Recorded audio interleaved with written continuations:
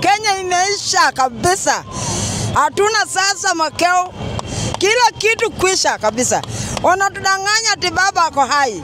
Wanatudanganya mara ako vibaya, mara ako vizuri. Tumekwisha kabisa. Ametuletea Kenya imepata uhuru. Kwanza first tumepata uhuru sababu ya Raila Amolo Odinga. Tunaambiwa leo Tumepata nafuu, kila kitu iko sawa. Nasema wajenzi kila kitu kwa sawa. Ameleta grasi. Hiyo first tunapiga asante, tumeshukuru. Amefanya vijana wamepata kazi kwa vijana. Hapo na ametuletea. Tumepata Kenya imeendelea. Ya tatu amefanya Kenya imekuwa huru sababu ya Raila Amolo Odinga. Tumekwisha, sina maneno kusema. Tumekwisha. Tafadhali President, angalia Kenya. Tafadhali Rais, angalia Kenya. Kenya imebaki mkono tupu.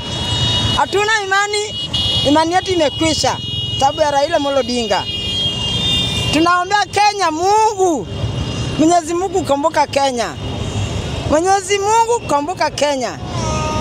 Mama yetu Ida, tunakupigia pole sana. Mama yetu mpendwa, mama yetu mpendwa Ida Odinga.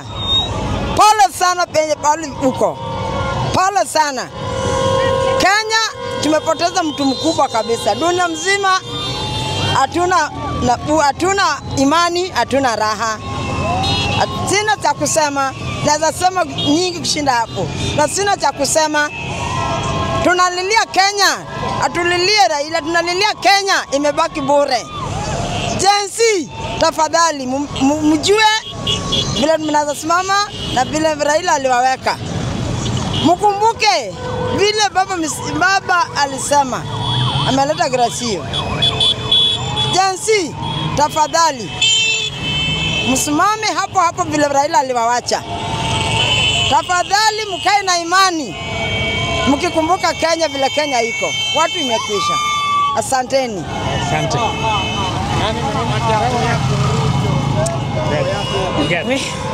To me, it is a sad day. Naitwa Lilian from Kondele. To me, it is a sad day, sad Wednesday. But ni sawa tu. Mimi hata ningewish tu Raila angekuwa tu. Hata unajua ile time alikuwa anashindwa na tunalia na tunamuona.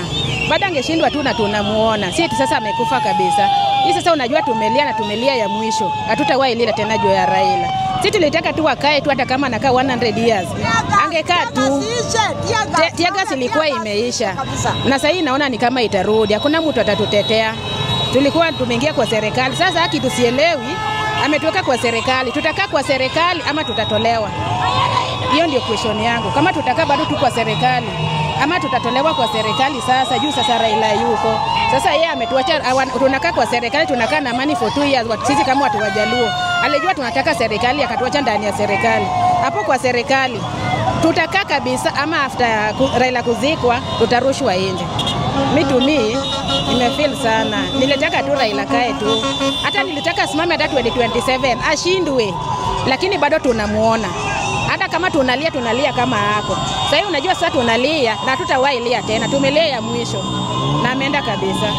But to the family, sorry Jo Kenya, poleni sana. It is sad. Sawa.